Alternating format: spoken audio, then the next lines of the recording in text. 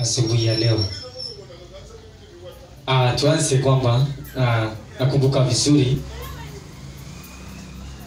siku iliyopita ama wakati uliopita tuliweza kuangalia kuhusu wokovu versus transformation. Tukaangalia unaweza ita volume 1, so tuko katika volume 2 ya hiyo somo ya salvation versus transformation. Badiliko na wokovu. Maana hizi ni vitu mbili tofauti kabisa, kwamba lakini many people are mixing them, are confusing, they cannot understand. I want to differentiate kuhusu badiliko la mtu katika mwenendo na wokovu. Wanachanganya kwamba badiliko bado wanaichukulia kana kwamba ni wokovu. Ikiwa basi utaweza kubadilika ama hujakuwa transformed, they can tell you you are not yet saved. Hallelujah. Amen. Kitu ambacho hakiko kabisa, kwamba kuna tofauti ya wokovu na badiliko katika mwenendo wa muamini. Hallelujah. Amen. Na tulisonga mbele sana na tukaangalia mambo mingi, kwamba kile ambacho wokovu unakuja kwa njia gani na transformation unakuja kivipi. Tukaona kwamba wokovu, once you believe in Christ, you receive the salvation. Yani kwamba wakati ambao tu unapoamini, unapoamini kasi milifu ya Kristo, unapokea wokovu. Hallelujah. Unlike transformation, badiliko ni process. Tukaona kwamba inapokuja katika badiliko, hiyo transformation, tukaona it's a process. Hallelujah. Ambayo inahitaji renewing of your mind. Ya kwamba na una renew your mind ama una change nia yako kupitia neno la Kristo. Yaani unaliweka kipaumbele neno. Unakaa katika neno kwa wingi na katika maombi, ili kwamba ukaweze kupata badiliko kamilifu ndani yako baada ya wokovu. Hallelujah. Amen. Na tukaona kwamba baada ya wokovu, tuliona kwamba baada ya wokovu bado kuna mambo ambayo ulikuwa uko nayo. Maybe ulikuwa mgonjwa, ama bado ulikuwa addicted to something.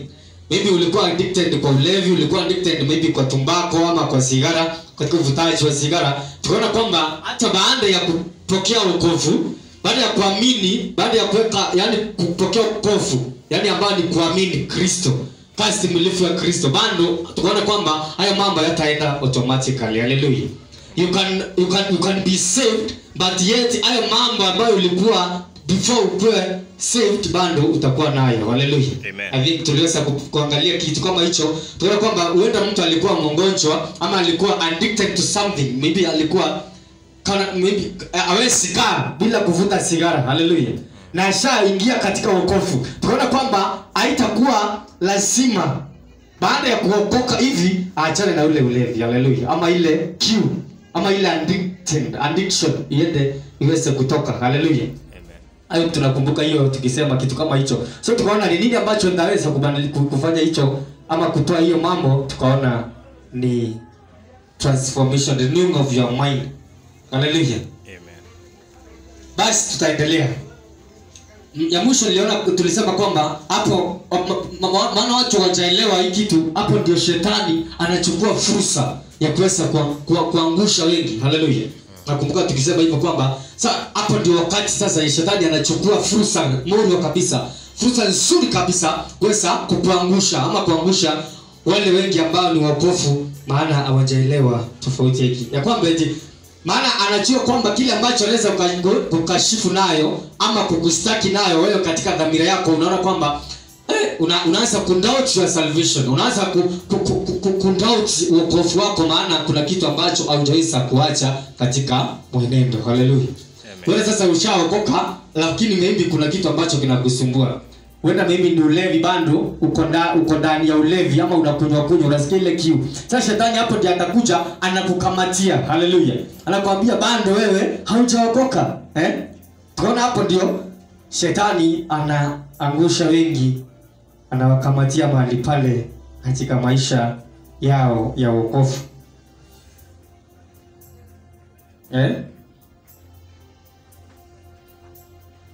down with so many deadly thoughts, making you doubt if truly this gospel is true.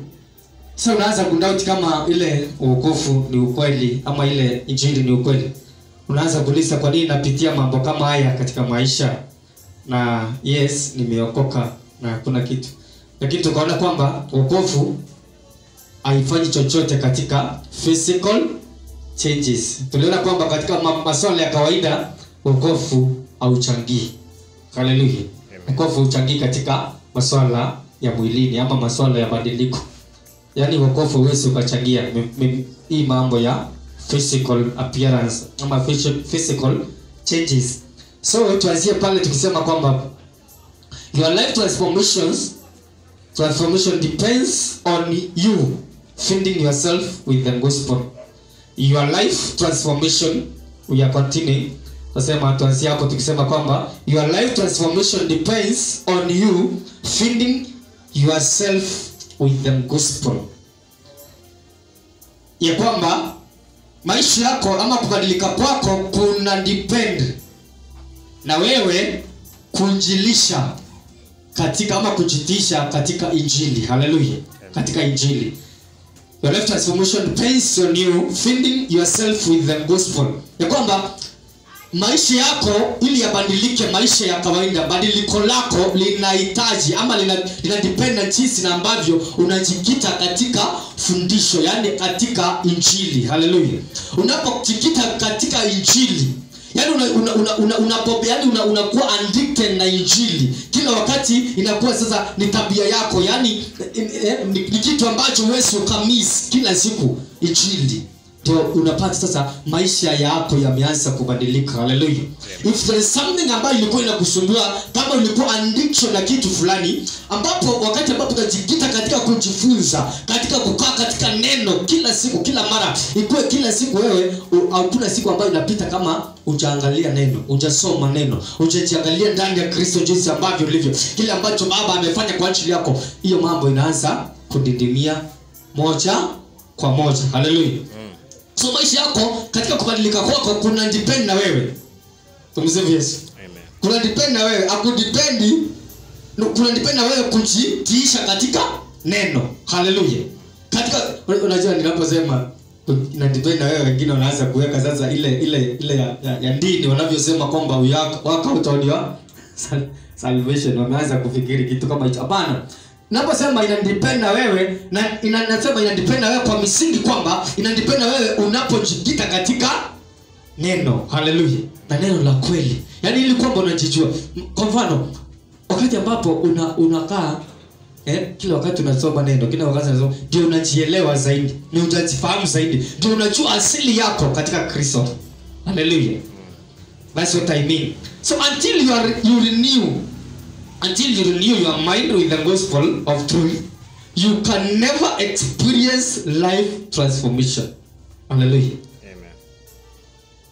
Nimesema kwamba your life transformation depends on you finding yourself with the gospel. Full stop. Nasema until you renew your mind with the gospel of truth, you can never experience life transformation. Hallelujah. Amen. Until you renew your mind with the gospel of truth, you can never experience life transformation. Mpaka wakati ambapo utaweza kubadilisha nia yako katika neno la kweli, hauwezi ukakuwa na badiliko la maisha in your life. Hallelujah. Maisha yako ya wokovu hayata change. Yaani maisha yako ya kawaida, maisha yako ya kawaida hayatabadilika kwa njia yoyote ile kama hautajikita sana katika kujifunza neno la kweli. Hallelujah. Si neno, si injili. Tunajua injili zingine ni za upotofu. Nasema ndio nimeona nimesisitiza. You can never until the gospel of true gospel. Until you renew your mind with the gospel of truth. Si gospel tu, unajua wengine hata ile wanaita gospel is not a gospel.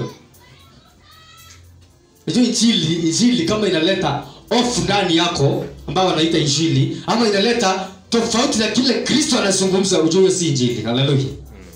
As long as unahubiriwa kitu ambacho akiambatana na your reality in Christ, akiambatani na asili yako katika Kristo, it's not a gospel.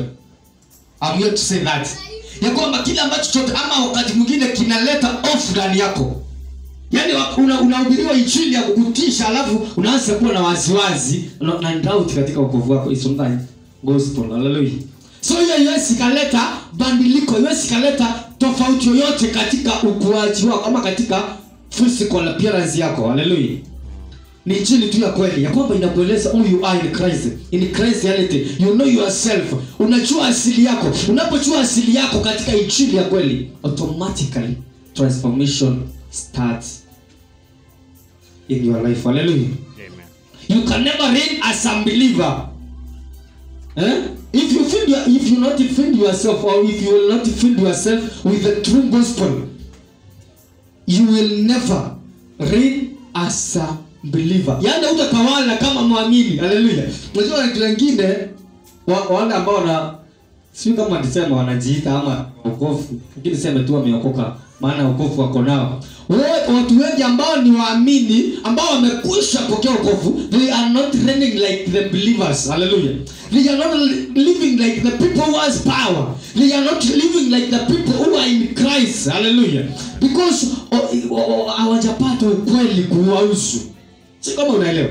Na kwamba watu wengi Yesu wameokoka, lakini hawareign. They are not reigning. Si kunyesha. Ile utawala, hawatawali. Unajua? Reign ni R-E-I-G-H. Ndio wengine wanaweza kuandika kama ile ya mfua. Ni ya utawala, R-E-I-G-H. Reign as R-E-I-G-N. Reign as unbeliever. You cannot reign as a believer. Yaani wewe ukakaa kama muamini, wewe ukatawala, ukakuwa na ile ile ujasiri kama muamini. Hallelujah. Unajua wakati mtu aliye katika Kristo, kitu cha kwanza anafaa kukaa na ujasiri. Hallelujah. Lakini because of injili ambayo ya upotofu, ambayo ni udanganyifu, haikuleti katika asili yako, haikuleti in your reality. You are living like a slave, yet you are in Christ. Hallelujah. Amen. You can never change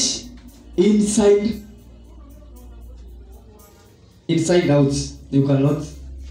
You cannot change inside out. Nani wasibadilisha au badilika ndani na nje? Maana wakati ambapo nje iko sawa, hata ndani iko sawa, nje inafaa kureflect what is inside. Hallelujah. Lakini kwa sababu ya injili ambayo ni ya uongo ama ya upotofu, ama ambayo inaleta kinyume na kile ambacho umepokea katika Kristo, huwezi ukapata badiliko na nje. Hallelujah. You cannot change inside out. Msifu Yesu. Amen. So tumeona kwamba ili ukaweze ku-experience these changes in your life, ili ukaweze ku-transform, ili ukaweze kubadilika, you must feed yourself. You must renew your mind with the true gospel. Hallelujah. Failure to that, you will remain the way you were before you get saved. Hallelujah. Amen. Haina maana kwamba utakuwa umeokoka. Unajua hiyo ndio kitu nataka ushike kabisa, kwamba haina maana haujaokoka.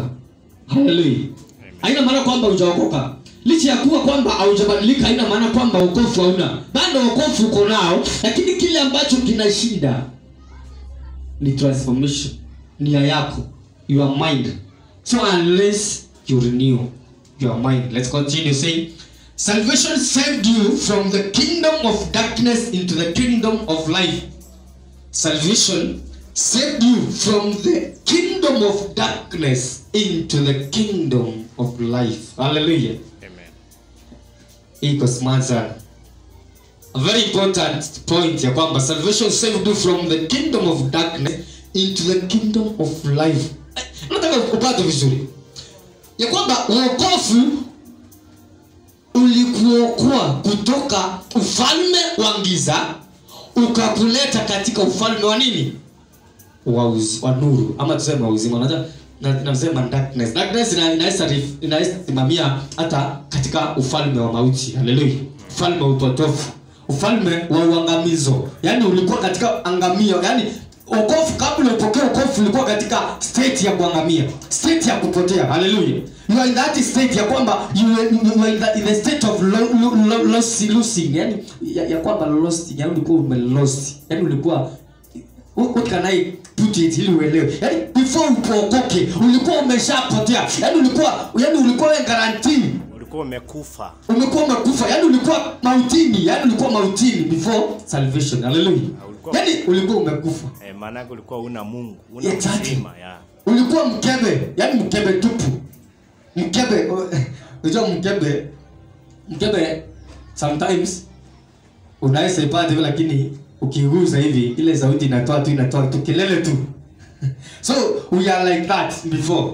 Hallelujah. Before salvation, we are in the darkness. We are in the kingdom of darkness. We are in dead state. Yani tulikuwa katika hali ya mauti. Yani tulikuwa mautini. Si hata hali. Tulikuwa wafu. Tulikuwa wafu. That's the one that I can use. Tulikuwa wafu. Sasa salvation kile ilifanya, ama wokovu kile kilichofanya, ilikutoa katika wafu ikakuleta katika uzima. Hallelujah. So you are in the life. Hallelujah. Amen. You reign in the life. Now today you are in the life, you are not in the state of death. Glory to Jesus. Amen.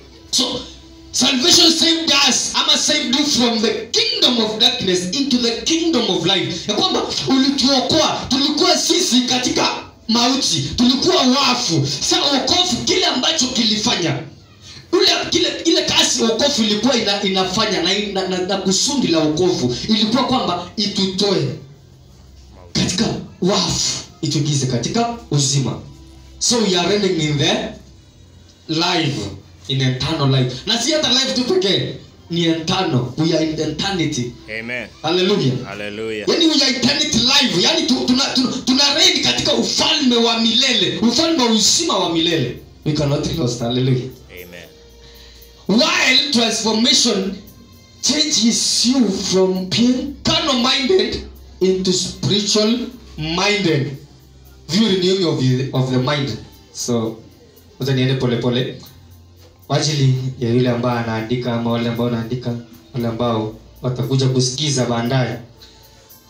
Nimesema salvation saved you from the kingdom of darkness into the kingdom of light, while transformation changes you from being carnal minded into spiritual minded via renewing of the mind.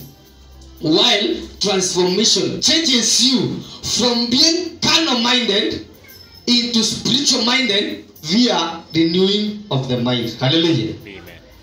Kwamba kazi ya wokovu ni kukuokoa kutoka katika wafu, kukuokoa katika mauti, kukuleta katika uzima. Hallelujah. Amen. Ambapo na transformation kazi yake ni kukutoa, ama ni kukubadilisha katika carnal mind, yani katika hali ya mwili. Maana usiwaze kama mwili, yani mwili unavyowaza. Unajua sometimes usikue na hiyo, ndio kazi ya transformation. Yani nakutoa wakati ambapo ufikiri sasa kimwili, unafikiria in spiritual. Hallelujah. Hiyo ndio kazi ya transformation. So hii ni vitu tofauti. So ukiona mtu bando ako in carnal mind, uelewe mtu si kwamba hajaokoka. Msaidie afanye nini? Umsaidie ku transform. Maana transformation kazi yake ndio hiyo inafaa imbadilishe. Hallelujah. Amen. Unakutana mtu ambaye ameokoka leo, bado anashiriki mambo ambayo ni ya carnal mind, ama ni ya kimwili. Msaidie huyo mtu, usianze kumwambia kwamba amepotea. Maana he cannot lost. Hallelujah. Hawezi potea jameni. Kile tu tamsaidia ni kubadilika hiyo katika mienendo, katika kutoka carnal minded to spiritual minded via renewing of the mind with the true gospel. Kile ambacho tutamsaidia ni kumsaidia kutoka katika mawazo, ama kuwasa kama mtu wa kawaida, yani mtu wa mwilini, asiwase kama mtu wa mwilini. Unamsaidia kuwasa kama mtu wa rohoni, kufikiria kama mtu wa rohoni, kuenenda kama mtu wa rohoni, kutembea kama mtu wa roho. Hallelujah. Hiyo ndio utamsaidia. Na utamsaidiaje? Kupitia neno la kweli. Tumsifu Yesu. Amen. Sio ndio kazi ya badiliko. Renewing of mind helps you to take charge of the enemies of darkness. Renewing of mind helps you. Renewing of mind helps you to take charge of the enemies of darkness.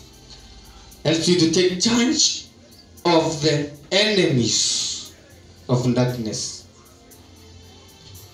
Badiliko, hiyo badiliko na ninayozungumzia inakusaidia.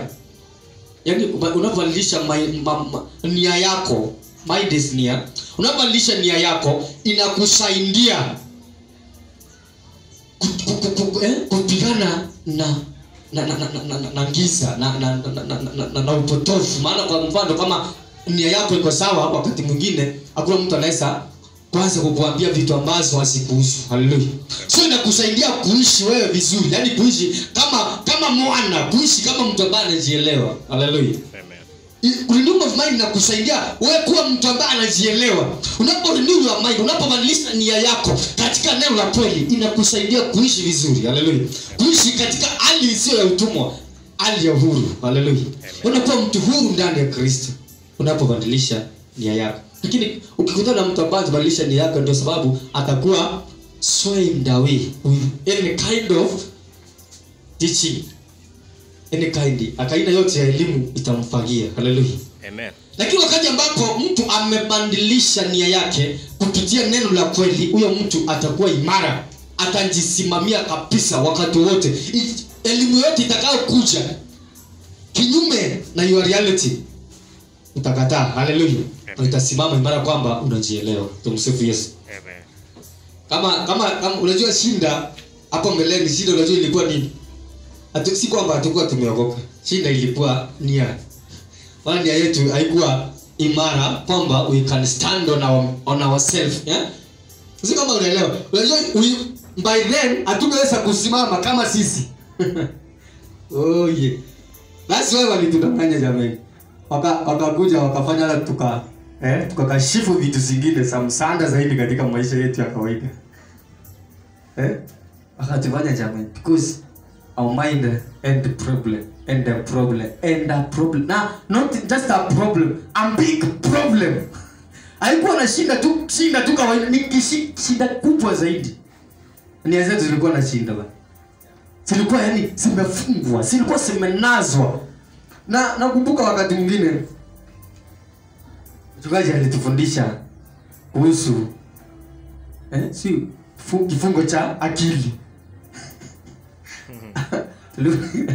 Tulifundishwa kuhusu vimu ilikuwa kifungo cha akili. If I remember, kuna kitu kama hicho tumezungumzwa.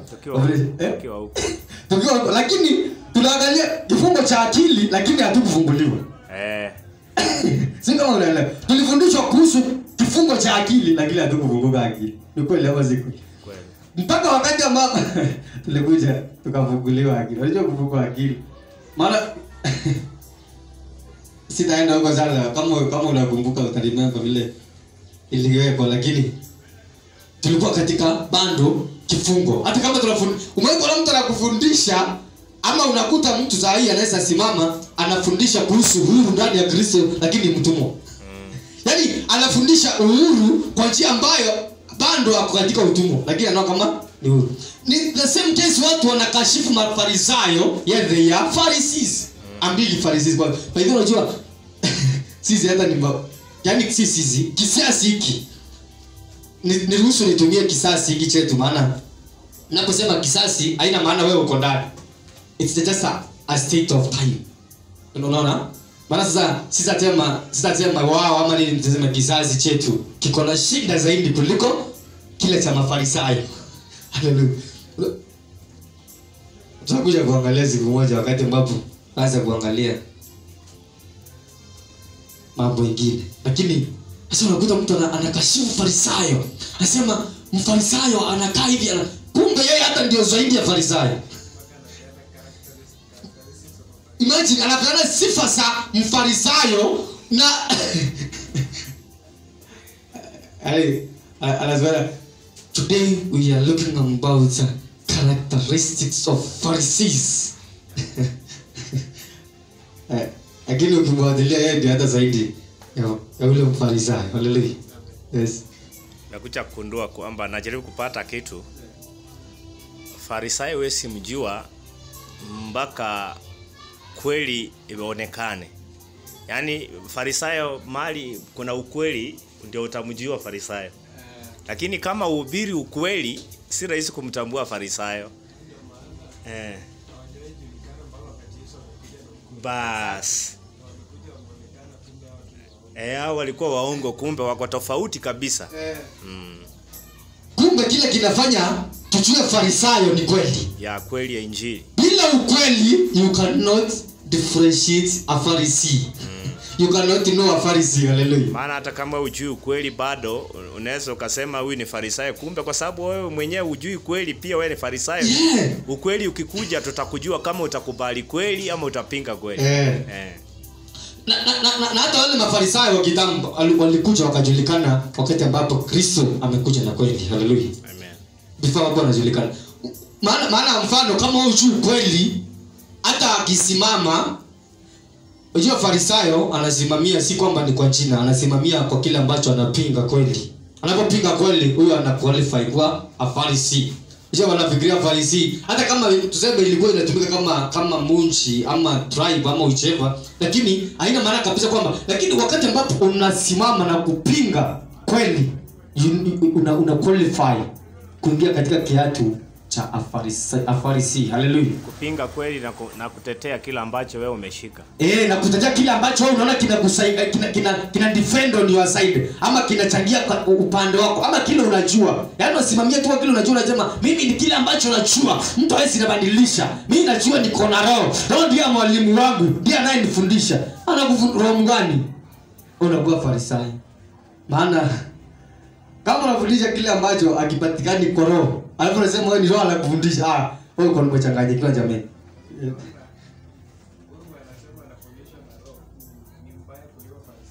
Sana. Ndio nimesema maana Farisayo alikuwa anashikilia maandiko. At least. Lakini wewe anafundisha na roho ni mbaya. Huyu sasa ndio mbaya. Ndio nikasema hiki kizazi. Our generation is ni saidi ya Farisayo jamani. Maana Mafarisayo hata watu wanajua kitu kama kuna kitu kama roho. Walikuwa tu wanashikilia tu maandiko matakatifu. Unaelewa? So ndio kwa wanajitetea. Lakini hawa wanasema huyu mwalimu huyu roho huyu. Hii inashangaza sana. So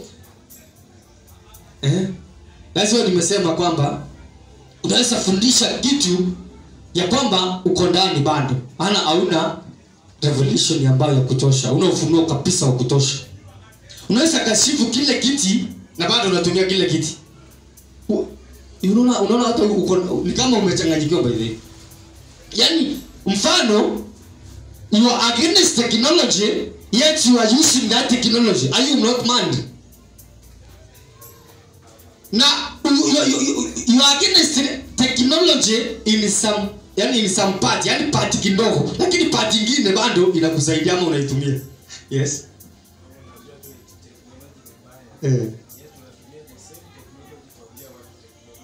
Imagine. Yaani unasema technology ni mbaya ama ni ya kusimu, yet wewe kile ambacho unatumia kuambia watu technology ni ya kusimu ni technology. Unaona uko na shida kwa nia, lakini ni kwa nia. Nia ndio iko na shida. Maana kama kabisa hakuna vile utakashifu, mfano ukashifu simu alafu ushikilie mic. Hii mic ni technology. Simu ni technology. Na elimu unapokashifu elimu bado ni technology. Unaona iko shida. Iko shida kwa nia. So they need by the way wanahitaji transformation ya hali ya juu. Wapate kuwa renewed in their mind. Hallelujah. Sio ndio shida. Nilisema kwamba inakusaidia kutoka katika upotofu ama katika hiyo giza. Until you renew your mind to discover the truth, you can never reign over the enemy. I'm saying until you renew your mind to discover the truth, until you renew your mind to discover the truth, you can never reign over the enemy. I think hata mchungaji alikuwa ameweka. Nashukuru sana. Maana alisema usipojua ukweli huwezi jua Farisi. Maana ukweli ndio una determine who is a Farisi. Hallelujah. Maana usipojua ukweli ukiwa katika giza huwezi jua mwenye ambaye ako katika mwangaza. Huwezi jua mtu ako nuruni wewe uko gizani. Lakini aliye nuruni anaweza tambua aliye giza. So whoever is in the darkness cannot see the one who is in the light. But the one who is in the light, he is able to see the one who is in darkness, or he is able to remove the one who is in darkness. Anaweza mtoa katika giza yule ambaye katika nuru. Lakini yule ambaye ako katika gizani hawezi akamtoa yule ambaye ako nuruni. Hawezi jua yule ambaye ako nuruni. So nuru ndio inayong'aa ndani yetu, then tunaona giza mahali lipo, alafu hiyo giza tunashughulikia vilivyo. Hallelujah. Maana wewe ukandili na giza kama hauko kwa light. Huwezi. As long as you are in the darkness, you cannot deal with the light. The same case wale ambao ndio Yesu akawaambia, sasa msipoelewa mambo ya mwili, nikiwaambia ya roho ni je? Maana you need to know first of all, at least uko mwangalifu zaidi katika roho ndio utaweza kuelewa. Imagine mtu anajua hata mambo ya mwili. Mtu amekuuliza kama kuna kifo na amekataa mahali ambapo mlianzia mfika kama kwamba mtu anakufa makufi. Sasa kuna haja gani muende mambo ya kifo ambana unazikubali kwanza, ambayo itamsaidia zaidi kuelewa kile ambacho kingine anataka kuelewa. So you can never until you renew your mind to discover the truth. Mpaka wakati ambapo utabadilisha nia yako kuelewa kweli, hautaweza kutawala juu ya adui. Adui nayo haina maana kwamba ni yule ambaye anakutusi pale kwa plot, ama anakuchukia pale plotini, ama mwenye alifanya uvutwa kazi. Hapa napozungumza kuhusu adui, bali hapa kutawala juu ya adui haina maana ni yule ambaye mnabishana na yeye kazini. Haina maana ni yule ambaye maybe alikunyang'anya kitu chako, si adui huyo. Haina maana kwamba ni yule ambaye mlienda kotini akakunyang'anya shamba lako, huyo si adui jamani, nazungumzia hapa. Hallelujah.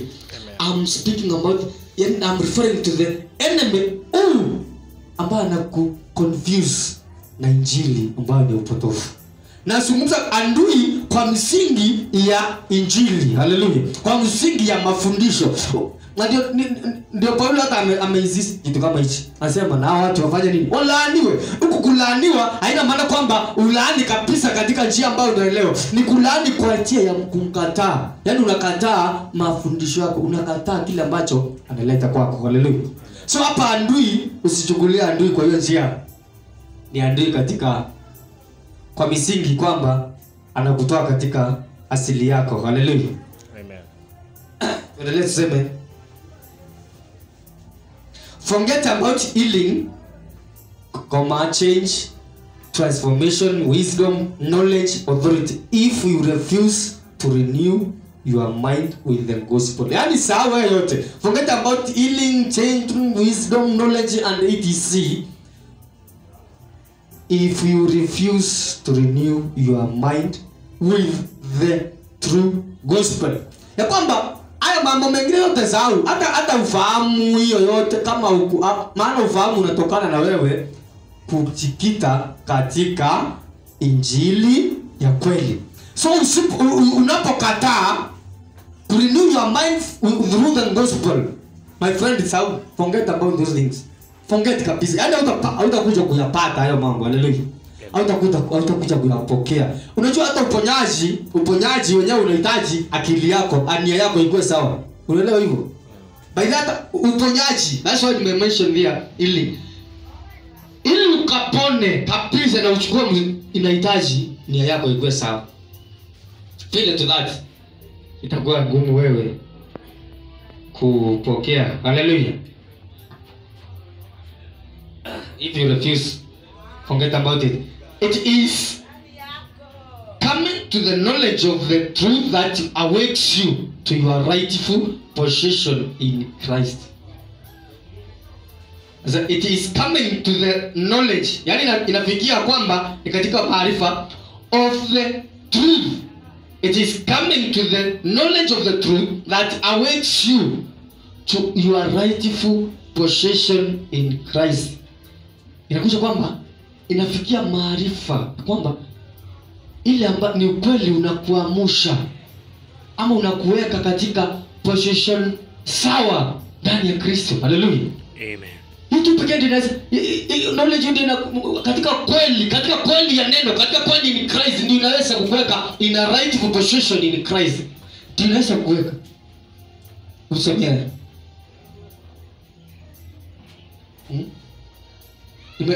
Nimesema kwamba inakuweka, I have said it is coming to the knowledge of the truth that awaits you to your rightful possession in Christ.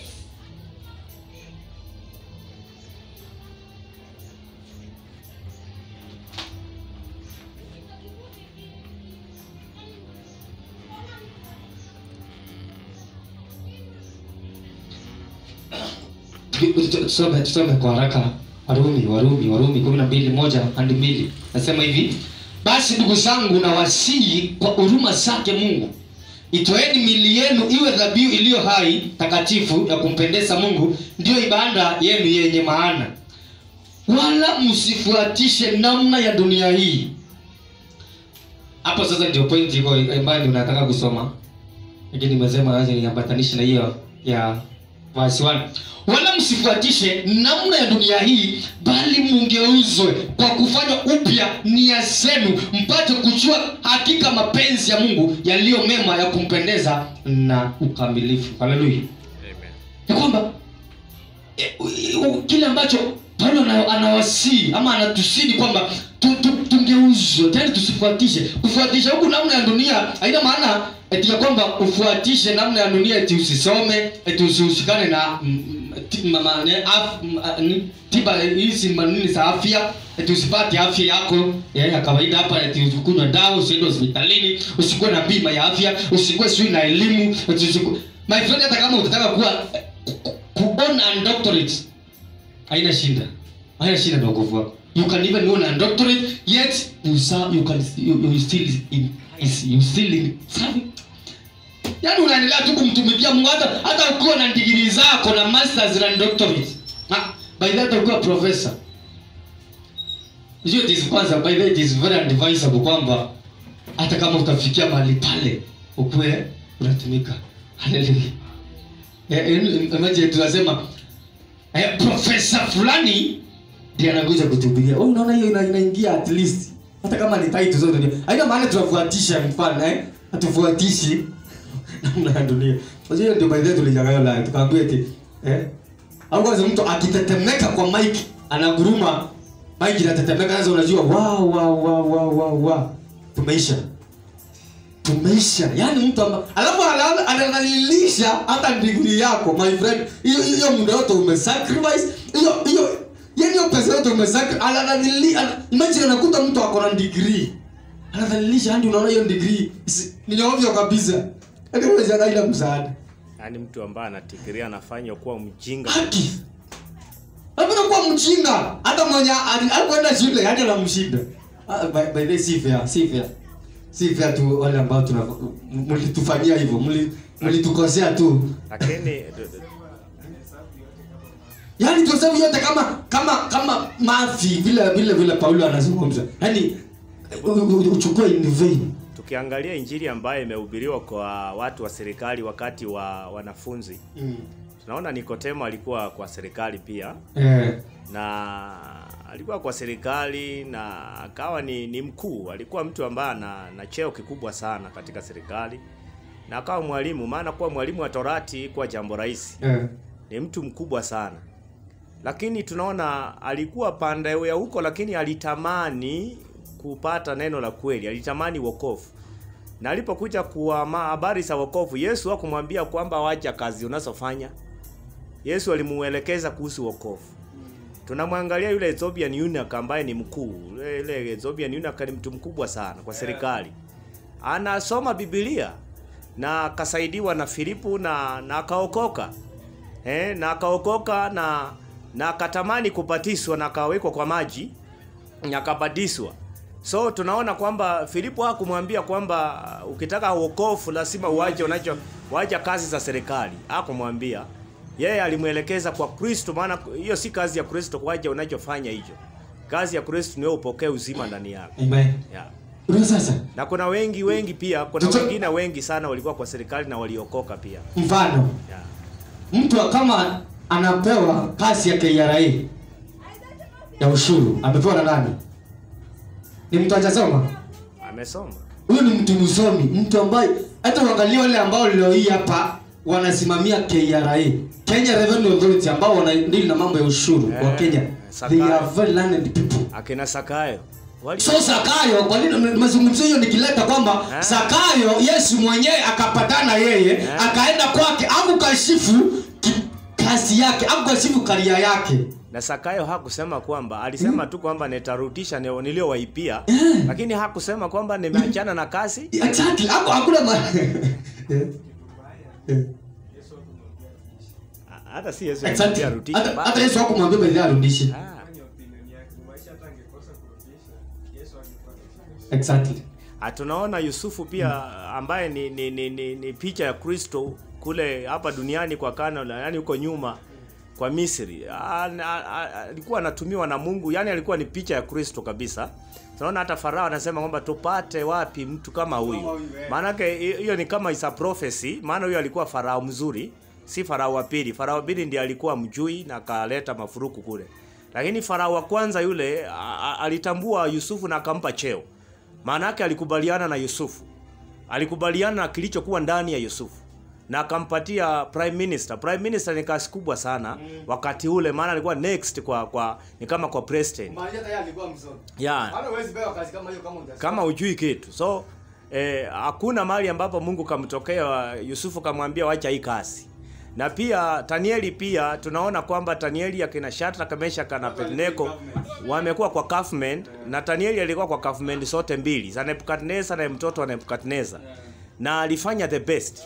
Unaona, alifanya the best. Hakuna mahali Mungu kamtokea kamwambia achana na hicho unachofanya. So career hizo ni career, ni choice ya mtu kuchagua. Yeah.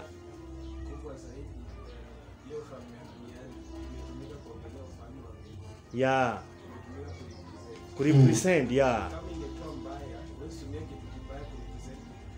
Yeah. Yeah. Yeah. Unashinda. Sema tu ni kwamba tunaweza sema tu ni kwamba ni namu na kwamba Waisraeli ndio walisema wanataka mfalme. Waisraeli hawakuwa wrong. Tokea unabii wa Musa ilikuwa Mungu atawapatia Israeli mfalme, ukuhani na sijui vitu kama vitatu. Vitu kama ilikuwa mambo ya ufalme, ukuhani na sijui na vitu vitatu hivi. Ni hizo mbili, ufalme na ukuhani. Ya, na tunaona kwamba Waisraeli waliitisha, walikuwa right. Hawakukosea. Walikuwa right, maana hicho ndicho Mungu alikuwa ameahidi kwamba atawapatia, watakuwa katika hali ya ufalme ule. Watapewa mfalme. Lakini shida ni kwamba njia waliotumia kuitisha haikuwa nzuri, na pia waliitisha katika kabla wakati. So walikuwa katika ufahamu wa kutojua, lakini ufahamu wao ulijaribu kureflect mawazo ya Mungu. Walijaribu, yani kama kujaribu kufikia wazo la Mungu, lakini kwa sababu hauna Mungu, uko kwenye kiza, uwezi ukashika kabisa kile Mungu anakusudia. Lakini walikuwa right kabisa. Ndio sababu Mungu hakumkataza Samueli kwamba wachana nao jamaa na usiwapatie. Mungu alikubaliana kwamba endo wapatie. So njia yao ya kuitisha ndio iliyokuwa mbaya. Lakini Mungu alikuwa amejua vizuri itafika wakati, lakini atawapatia mfalme. Yeah.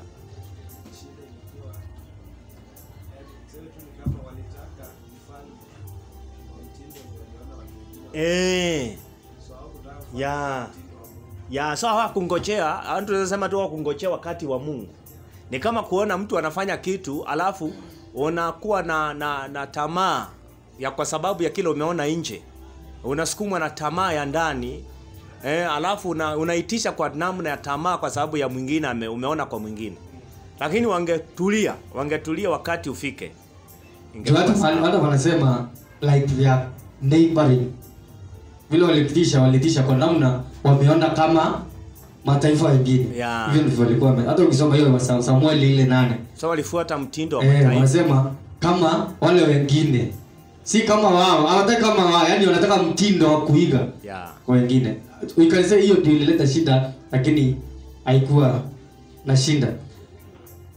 So nilikuwa najaribu kusema hii namna, maana mtu hapo ndiye anakushikia na kwambia usifuatishe namna ya dunia hii, sio nini. Alafu naanza kukuambia sasa chochote ambacho kiko hapa ndio anazungumzia.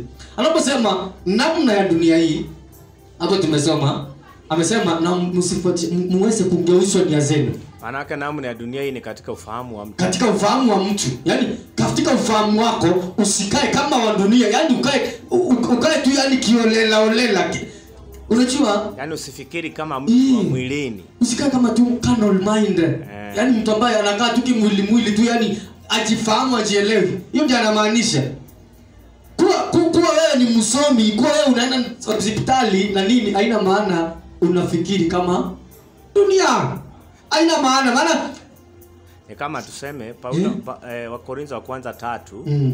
Paulo anaposema kwamba walifikiri hawa jamaa wa Korintho. Si kusema nanyi kama watu wa rohoni. Nisema nanyi kama watu mwilini. Wa mwilini. Manake akiendelea mbele katika muktadha anazungumza kwamba kama kwenu kuna husuda, kuna vidina. Manake vitina si nyumba, vitina si makorofa. Ni kitu ambacho kinatokea kwenye nia ya mtu kwa sababu haijakuwa renewed. So manake nyumba hizi hazina shida, mashamba hayana shida, barabara kutengenezwa hazina shida. Shida ni wakati ambapo unaenenda kwenye mwili kwa sababu ya vile vitina, yani ile hali ya mambo ambayo yanahusiana na mwili.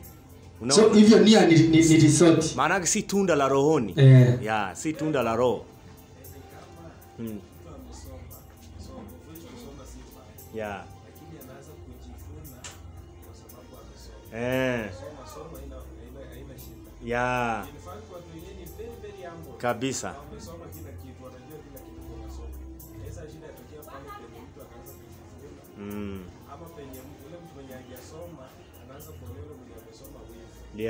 So wewe utasema masomo ni baya. Watu wameeleana hiyo kwa sababu ya masomo. Ama kwa sababu mtu amejifuna kwa sababu ya masomo. Tunasiki bado masomo ilikuwa mzuri. Lakini kichwa hizi vitu msiko shida. Kujifuna huko ndio mwilini sasa. Ndio tunda la mwilini hilo. Hiyo ndio namna ya dunia sasa. Hiyo kufuna hiyo. Hiyo ndio namna ya dunia sasa. Ndio hiyo sasa. Hiyo kujifuna. Na ndio baadhi walitumia ama wanatumia kukashifu. Wanasema unaona elimu haina upendo. Si yule amesoma si kwamba ni elimu iko na shinda asoa yenyewe. Shida ni mtu. Ni mtu ambaye anafuatisha hiyo namna ya dunia. Kama kweli elimu haina upendo kusilie kama hiyo. Yet mwenye alikuwa mwasomia kwa hiyo channel mtu mwenye alikuwa amesoma. Na hilo tendo la yeye kuwapatia channel na yeye kushughulikia kusilie kama hizo. Hiyo channel officially ilikuwa yao. Kama walikuwa wamepewa hivi. Kuna nini?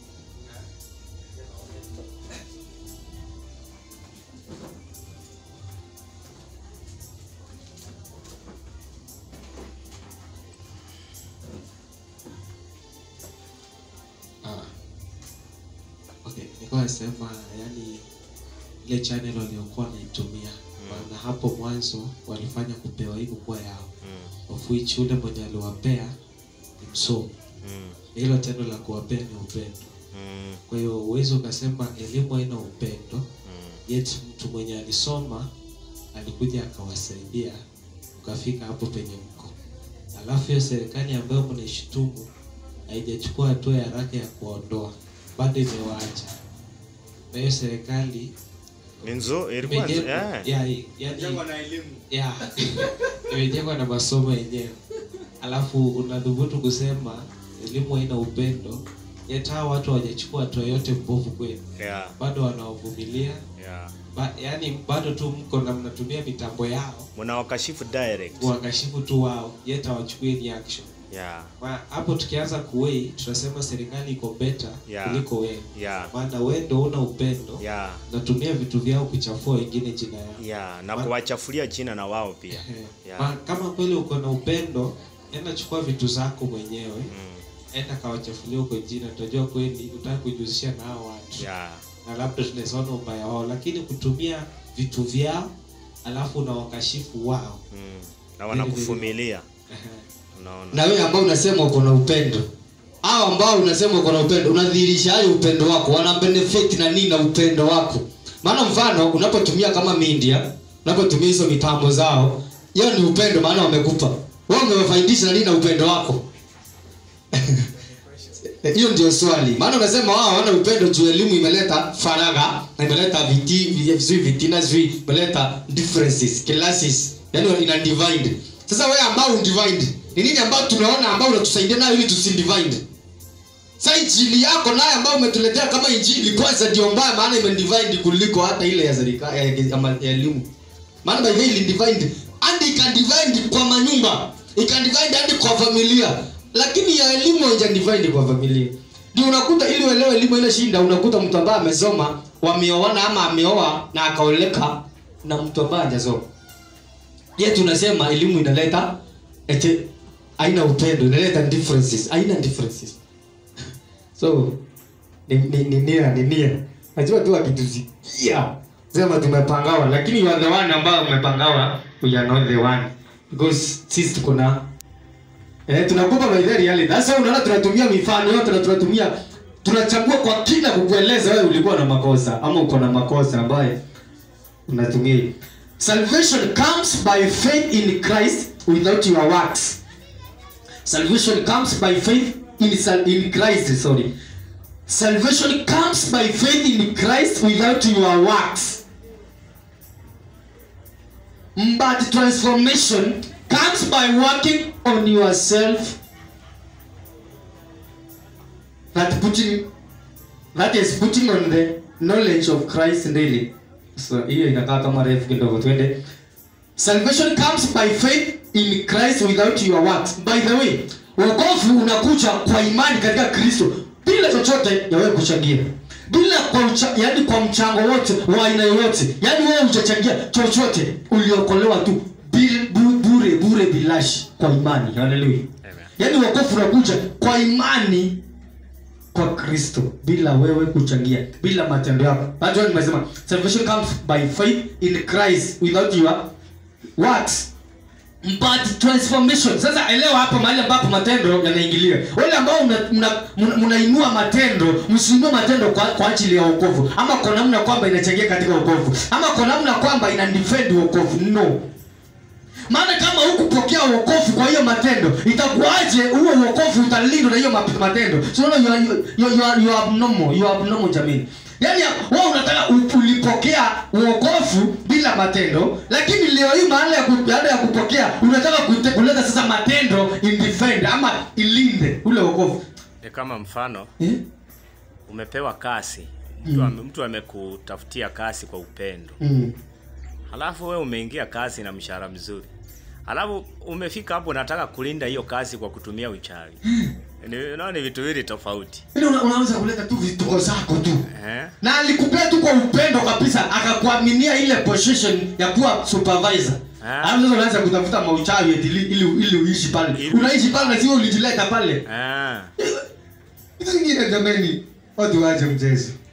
So wokovu hakukuja kwa matendo, lakini leo hii wanaanza kutuambia kwamba ili ulinde wokovu wako lazima ulete matendo. Na kama tunaona maandiko yanasema Waebrania naita yani mtu muamini ambaye anainua matendo kuwa bora ili ampendeze Mungu, matendo yake yanakuwa matendo mafu. Soma haya ni kama uchawi tu. Ni kitu bure yani. Matendo ambayo ndio una Yesu, lakini matendo yako nataka kuonyesha mbele za Mungu kwamba unafaa kuliko wengine, kwamba yapate kuhesabia haki. So yanakuwa matendo mafu. So hayakusaidii. Haya bisai. So ndio tumesema mahali ambapo matendo inaingilia. Wewe sikiza, ambao unaambia watu kwamba wasipoleta matendo wokovu wao unapotea. Eti unawaambia eti huko sio wanahesabiwa, sio eti kuna mahali kuna nagiliwa. Matendo inagiliwa kwa minajili ya kulinda wokovu wako ama kwa minajili ya kuongeza point kwa wokovu wako. Sikiza mahali matendo inaingilia. Anasema salvation comes by faith in Christ without your works. But transformation comes by working on yourself, that is putting on the knowledge of Christ daily. Hiyo sasa hapo unaona transformation ndio inachangiwa na matendo. Matendo yako yanachangia transformation yako. Mfano kama wewe utatuzi watu, haina hiyo ndio sasa unaanza kutransform. Watu wataona kwamba umetransform. Au unaanza kuona sasa ndio umeokoka. Lakini kwa wewe kwa kuacha ile tabia ulikuwa unafanya, watu kivyao maana wamechanganyikiwa wanasema huyu mtu ameokoka. Maana by the way kama una matendo watu hawezi jua kama umeokoka. Lakini matendo haileti wokovu.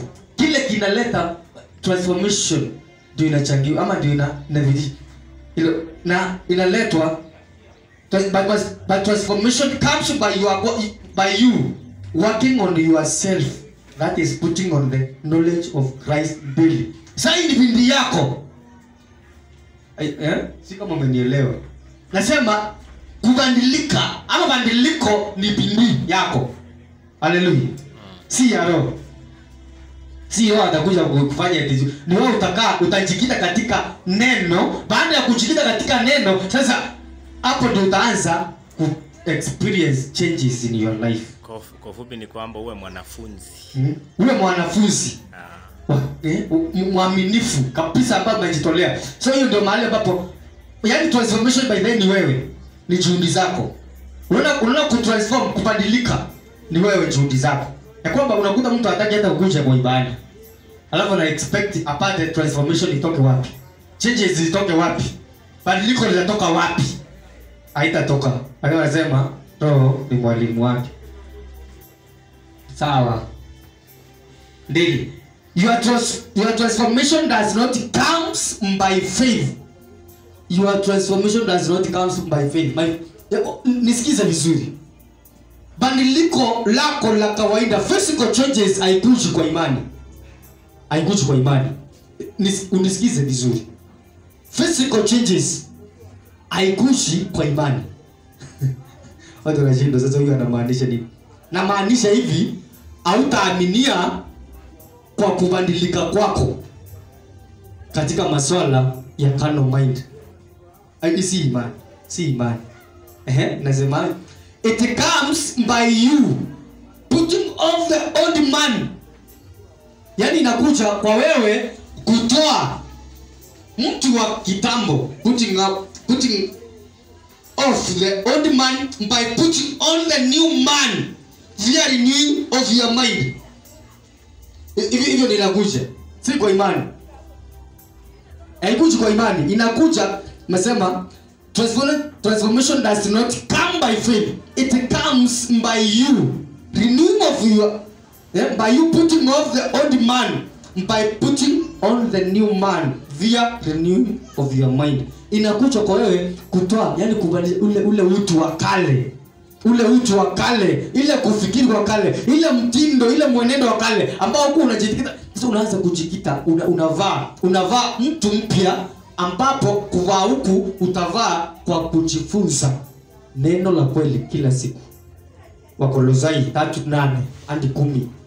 Soma kwa haraka, inasema hivi: lakini sasa yawekeni mbali nanyi haya yote. Magani? Sasa tunaenda kuona haya yote. Amesema haya yote. Jina yote, unaona hata ameitamka hapo baadaye. Lakini mtu anasema sikia yote. Anaanza kujumuisha kila kitu. It does not include everything. Anaposema put off all, anasema 8, Wakolosai 3:8. Anasema lakini sasa yawekeni mbali nanyi haya yote. Magani? Hasira na ghadhabu na uovu na matukano na matusi vinywani mwenu. Unasikia yote? Unasikia yote anazungumza? Na haya ndio tulikuwa tunasema usipende dunia. Sisi hiyo ndio kutokupenda dunia. Na kutofuatisha sasa namna ya dunia. Haya yote sasa. Haya ndio sasa namna ya dunia. Umeona elimu hapo? Umeona madaktari na mandawa haiko hapo. Na maana sasa mtu anaposikia yote anajumuisha hadi elimu. Si yote bwana, kwa jumlisha na makari na nyumba. Na anajumuisha na mangorova, anajumuisha na technology, anajumuisha na kila kitu. Haiko hapa. So haya yote ambayo nimesema kwamba hii sasa ndio una put off. Msiambiane uongo. Unasikia yote? Tunaendelea na yote, kuelewa yote. Msiambiane uongo kwa kuwa mmevua kabisa utu wa kale. Mmeufua dunia. Mmevua dunia. Kuvua dunia hizi kwa ndio. Unaona kuvua dunia, kama unataka kusema umevua dunia, labda utakuwa huko kwa mwili. Ana wengine wanasema, anasikia tukisema umevua dunia, tuvue dunia ama tusifuatishe dunia ama tusikae duniani ama tusikae kama watu duniani. Anasema wanamaanisha hivi. Sasa anaanza kukaa kinyume, yani kando kabisa na mambo ambayo serikali inasema, mambo ambayo wengine wanafanya. Maana yeye amevua dunia. Anasema hapa mzee kabisa utu kwa kuwa mmevua kabisa utu wa kale pamoja na matendo yake. Haleluya. Pamoja na matendo. Mmevua utu wa kale kabisa pamoja na matendo yake. Utu wa kale ndio asimamia sasa namna ya dunia, mtindo wa dunia. Matendo yake hata ndiye ametaja hiyo. Na matendo yake umeona hapo juu, wazia nani? Ametaja. Baba amesema uongo. Hivyo mambo yote ambayo amezungumza hapo. Ndio sasa ndio amesema ule utu wa kale. Alafu anasema mkivaa utu mpya unaofanywa upya upate ufahamu sawa sawa na mfano wake yeye aliyeuumba. Hii utu new man ameumbwa. Verse 10. Ndio verse 10 niko nasema mkivaa utu mpya unaofanywa upya upate ufahamu sawa sawa na mfano wake yeye aliyeuumba. Inapungua. Hebu soma hiyo ya King James basi na basi yote. Kuna venye inasema uvae utu mpya upate maarifa. So kwa njia nyingine huo utu mpya hauna maarifa. Yaani kwa mujibu wa hiyo.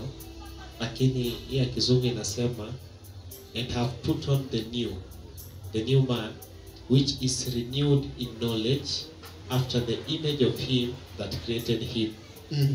So anything iko better inaelezea the new man which is renewed in knowledge. Huyu ukiangalia inasema mkifaa utu mpya unaofanywa. Nasema unaofanywa upya upate ufahamu.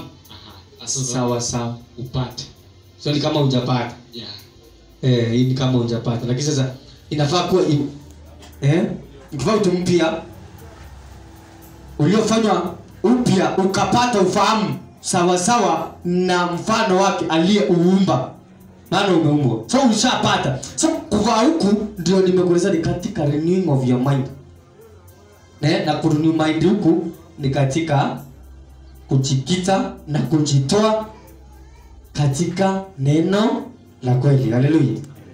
Asai summarize tuseme hivi, if you desire life transformation, then work on your mind. If you desire life of transformation,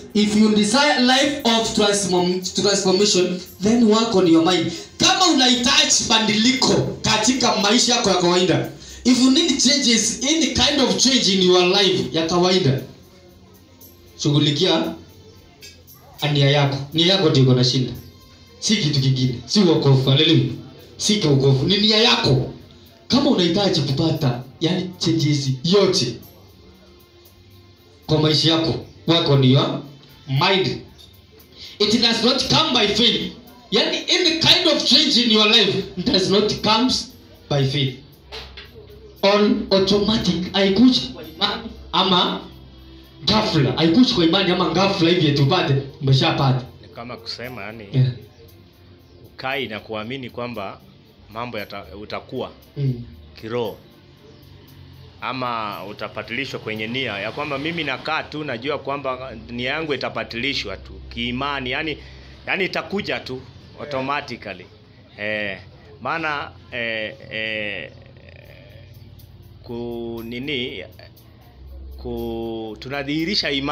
tunadhihirisha imani kwa kila ambacho tayari, yani imani si tunayo. So hiyo imani tunapofanywa renewed, manake tunatazama kwa kile Kristo amefanya, manake ni imani inatoka, yani unadhihirisha kutokea kwa imani.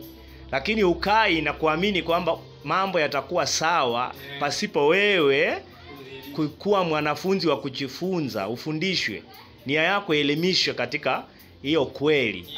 Haikuji kwa imani, yani kwa namna kwamba umeketi tu unangojea hata ushughuliki na kusoma mambo ya Biblia, kujifunza. Wewe unasema mimi najua tu nitakuwa by faith nitakuwa. Unafanya kazi.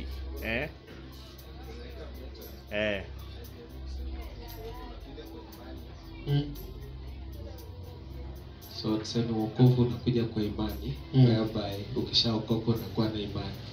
Kwa hiyo transformation ni kukulia huo imani, yani kukua kwenye imani. Hivyo. Yani unapata ufahamu zaidi kuhusu kile ulichokiamini. Hiyo. So hiyo ndio imekuwa sawa. Yani baada ya kuokoka, uliokoka kwa imani. So usikae tu hiyo imani jidhihirishe. Iwezi kifanya yenyewe. Iwezi jifanya, yani iwezi jidhihirisha ile imani, iwezi. So una work on that faith. Yani kwa mujibu, yani katika hiyo imani unaifanyia kazi, unadhihirisha hiyo imani baada ya kupokea. Ndio sababu Yakobo anasema kwamba kuna wali Yakobo anazungumza kuhusu imani na matendo. Anaposema imani na matendo, manake ni matendo ya imani. Watu watakapoona matendo yako ya imani, manake wataona imani ndani yako kwa sababu ya kile ya matendo yako ya imani, si matendo nje ya imani. Na kwa hiyo inafaa zaidi. Unasikia mtu unajua watu wananishangaza. Wanasema eti kuna vitu vingine tunafundisha eti kwamba eti tuko kinyume na sasa nani? Eti unasikia mtu anasema tumeruhusu mtu alewe. Nani? My friend, are you normal? Yani ya kwamba tunaposema hapa mwezigiaji amesema tunaposema dhihirisha hiyo imani. Kwani kuna ulevi katika imani? Sasa hizo. Hakuna mtu mwingine anahitaji kukaa ama kudhihirisha matendo mema kama muamini. Acha hizo bana. Wewe unatuelewa ukiwa mlevi. Ukiwa mlevi ama unatolewa si ukiwa nini ama ukifuta bangi. Hiyo hata ni bangi. Si ulevi pekee. Mtu kama huyo anafaa aambiwe enda mali wanakemea ulevi. Kaa bale ufundishwe injili. Yaani aende kule kuna kemewa ulevi. Sisi hatukemei ulevi, tunafundisha Biblia. Kuhusu vile ambavyo unaweza acha ulevi. Maana unajua ulevi unaweza tu ukikaa tu kama unaona umeshindwa na kuacha ulevi, kuja hapa. Si ndio? Kuja hapa. Na wewe mlevi ambaye ni sugu, kuja. Upate njia rahisi ya kuacha. Kuja upate njia rahisi ya kuacha hiyo ulevi. Usingangane jameni. Yaani hautaweza. By the way, Mungu kukuja kwake katika mwili kwa ajili ya kuokoa mwanadamu. Aliona mwanadamu alikuwa na zero capacity. Yaani nasema ni negative zero capacity ya kujiokoa. Hallelujah. Alikuwa na negative 0% ya kujiokoa, yani capability. 0% capability of saving himself or herself. Hallelujah. Amen. So wale ambao unaona kwamba unaweza acha ulevi, you don't have any capacity. You have zero. -0 kama inaweza kuwa. Yani negative 0 capability ya kuacha ulevi. Hallelujah. Kuja hapa. Tutakupa capability. Na Mungu akakuja na 100% capability ya kuokoa mwanadamu. Hallelujah. Yaani iko hivi, mwanadamu alikuwa na 0% capability ya kujiokoa. Lakini Mungu akakuja na 100% capability ya mwanadamu kufanya nini? Kuokolewa. So wewe jiokoa jameni. Wewe anakuambia tazidi nini? Hatujasema wazi au nini? Hatujasema kwamba ulewe. Wewe kuja utuulize. Uja ulize tu maswali, uja ukae hapa usikie. Ukijisikilia wewe mwenyewe utakuja kutuelewa. So, yes. Swali moja jaribu kujiuliza. Watu wako na shida gani na mlevi? Mimi hata sija na Shida shanga. yao ni kwa sababu anakunywa pombe au ni kwa sababu hajaokoka? Hiyo ndio swali. Unafaa uulize. Wewe unataka kumwambia ache ulevi ama aokoke? Wewe ulevi ndio inakusumbua juu analewa ama ni kwa sababu ako katika upotofuni? Yaani wewe nini kinakusumbua? Ni juu analewa anakunywa kinywaji ama ni venye amepotea? Unajua unaenda katika upotofu. Maandiko yanasema ile ukisoma hata 17 ukianzia pale 16 John 3:16 pale ukiendelea. Nasema asiamini amekwisha hukumiwa. So wewe ni nini nakusumbua? Ni kwa sababu amehukumiwa ama ni kwa sababu analewa? Yes. Ninaona kama kweli mtu ako na shida na kenye mlevi anakunywa, yani hiyo pombe yake, huyo mtu ndo ako na kasoro. Maana mlevi atakunywa pombe yake ataenda atakojoa. Kwa hiyo pombe haina shida. Maana ikiingia itatoka. Shida ni yani kutokuokoka. Kukosa Mungu, kukosa uzima ndani yake. Maana Yesu alisema ako na mkate. Na mtu akikula tu mkate. Au ni jana. I think hiyo ndio solution. Mlevi anahitaji kuokoka. Pombe yake atakunywa atakojoa. Hakuna shida. Tabia atalewa na baada masaa kadhaa inaondoka tu anakuwa mtu soba. Ni kawaida tu. So wewe ambaye umetengwa ukashindwa, yani kuna mambo ambayo umeshindwa kuacha.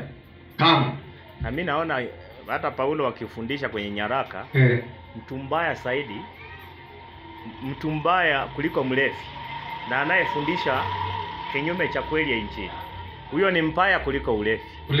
Heri hata mlevi sasa.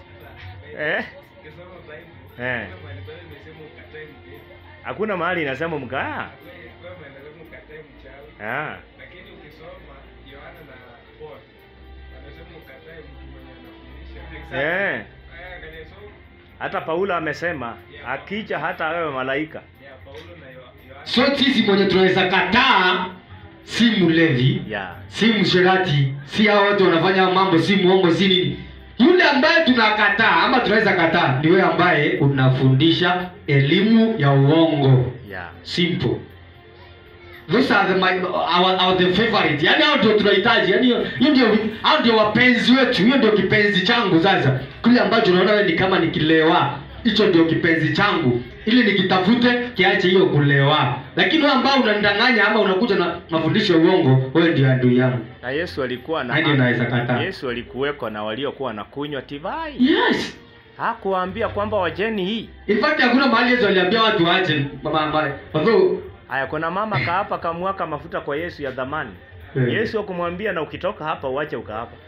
Hakuambia wanafunzi wake epusheni na hiyo mambo. Hakuambia. Lakini kuna mahali anawaambia epusheni na Mafarisayo. Na chachu ya Mafarisayo. Sasa kumbe chachu ya Mafarisayo wao ni wakati ambapo wanaleta mafundisho kinyume na kile Yesu anazungumza. Ile ambao wamepokea. Sasa hakuwa na shida na wale ambao walikuwa mahali pale. Shinda mahali alikuwa nayo ni chachu ya hawa watu. So sisi hatuna shinda na hawa watu. Ila tuko na shida ni wewe chachu ambao unawazunguka. Wewe unajua hata wao wamefanya hata wasiokoke. In fact. So hao ndio wabaya. Hao ndio wabaya zaidi. Maana sometimes unakuta hao watu ndio wanafanya hao watu wasipokee Mungu. Yaani wasiokoke. Yaani sio ni Putin hicho. Wanasoma Biblia nusu. Nusu ama kipande tu. Ungekuwa umesoma Biblia vizuri, Paulo anasema ufalme wa mbinguni si kula na kunywa. So kama ukisoma vizuri ukakutana kile Paulo amesema hapo, kwa nini ukashifu mlevi? Maana anasema ufalme wa Mungu si kula na kunywa. Kwa hivyo mtu kama amelewa haina maana kwamba yuko katika ufalme wa Mungu. Maana si kula na kunywa, maana ulevi ni kula. Ni kunywa ya uzena ufalme wa Mungu. Kimwingiacho mtu akimnajisi. Kimtokacho mtu. Kila kinanajisi mtu ni kile kinachomtoka. Kwa mfano, unapotoa mafundisho maovu yanaweza najisi. Unaona? Unajua watu si tu kile ambacho ama pale kile kinajisi mtu ni kile kimtokacho. Maana mtu ndiye anatoa neno la kunajisi, ekuti unajisi. Yatoka moyoni. Yatoka moyoni wake. Haleluya. Sema tulifikia pale tukisema kwamba if you desire life transformation, work on your mind. It does not come by faith or automatic. It is your work to make sure you put off all the works of the flesh via renewing of the mind. If you refuse to renew your mind, you will remain just as you were before salvation forever. Na nimemalizia hapo. Ukitaka unatafuta baadaye. Nimesema hivi. Nimesema hivi. Nimemalizia hapo na nimefunga chapter. Nimekafunga hivyo. Nimesema hivi. It is your work to make sure. Yaani kazi yako kuhakikisha you put off all the works of the flesh. Kuhakikisha kwamba umetoa matendo yote yani put off all the works of the flesh. Umetoa matendo yote ya mwili via renewing of the mind.